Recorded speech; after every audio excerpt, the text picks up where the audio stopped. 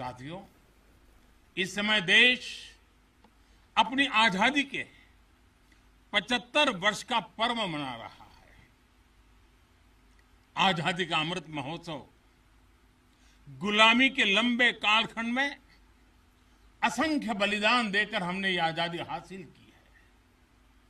इस आजादी की रक्षा करने का दायित्व हम सभी हिंदुस्तानियों के सर पे है। हम सबकी जिम्मेवारी है। आजादी के अमृत काल में हमारे सामने नए लक्ष्य हैं, नए संकल्प हैं, नई चुनौतियां भी हैं। ऐसे महत्वपूर्ण कालखंड में आज का भारत अपनी शक्तियों को लेकर भी सजग है और अपने संसाधनों को लेकर भी। दुर्भाग्य से पहले हमारे देश में सेना से जुड़े संसाधनों के लिए ये मान लिया गया था कि हमें जो कुछ भी मिलेगा विदेशों से ही मिलेगा। हमें टेक्नोलॉजी के मामले में झुकना पड़ता था, ज्यादा पैसे खर्च करने पड़ते थे। नए हथियार, नए उपकरण खरीदने होते थे तो प्रक्रिया सालों साल चलती रहती थी। यानी एक अफसर फाइल शुरू करें, वो रिटायर हो जाए, तब तक भी चीज नहीं पहुंचती थी। ऐसा ही कालखंड था। नतीजा ये कि जरूरत के समय हथियार फिर आपाधापी में खरीदे जाते थे। यहां तक कि स्पेयर पार्ट्स के लिए भी हम दूसरे देशों पर निर्भर रहते थे। साथियों, डिफेंस सेक्टर में आत्मनिर्भरता का संकल्प उन पुरानी स्थितियों को बदलने का एक सशक्त मार्ग है।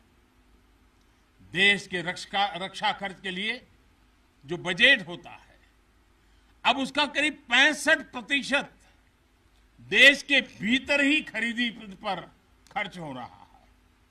हमारे देश ये सब कर सकता है, करके दिखाया है। एक अभूतपूर्व कदम उठाते हुए अब भारत ने ये भी तय किया है कि 200 से ज्यादा साजो सामान और उपकरण अब देश के भीतर ही खरीदे जाएंगे। आत्मनिर्भर भारत का यही तो संकल्प है। अगले कुछ महीनों में इसमें और सामान जुड़ने वाले हैं। देश को आत्मनिर्भर बनाने वाली ये पॉजिटिव लिस्ट और लंबी हो जाएगी। इससे देश का डिफेंस सेक्टर मजबूत होगा, नए नए हथियारों उपकरणों के निर्माण के लिए निवेश बढ़ेगा। साथियों, आज हमारे देश के भीतर अर्जुन टैंक बन रहे हैं, तेजस जैसे अत्याधुनिक लाइट कॉम्पैक्ट एयरक्राफ्ट बन रहे हैं। अभी विजयादशमी के दिन 7 नई डिफेंस कंपनियों को भी राष्ट्र को समर्पित किया गया है। हमारी जो ऑर्डिनेंस फैक्ट्रीज थी, वो अब स्पेशलाइज्ड सेक्टर में आधुनिक रक्षा उपकरण बनाएगी। आज हमारा प्राइवेट सेक्टर भी राष्ट्र रक्षा के संकल्प का सारथी बन रहा है। हमारे कई नए डिफेंस स्टार्टअप्स आज अपना परचम लहरा रहे हैं। हमारे नौजवान 20, 22, 25 साल के नौजवान क्या क्या चीजें लेकर के आ रहे हैं, गर्व होता है। साथियों, उत्तर प्रदेश और तमिलनाडु में बन रहे डिफेंस कॉरिडोर इस स्पीड को और तेज करने वाले हैं।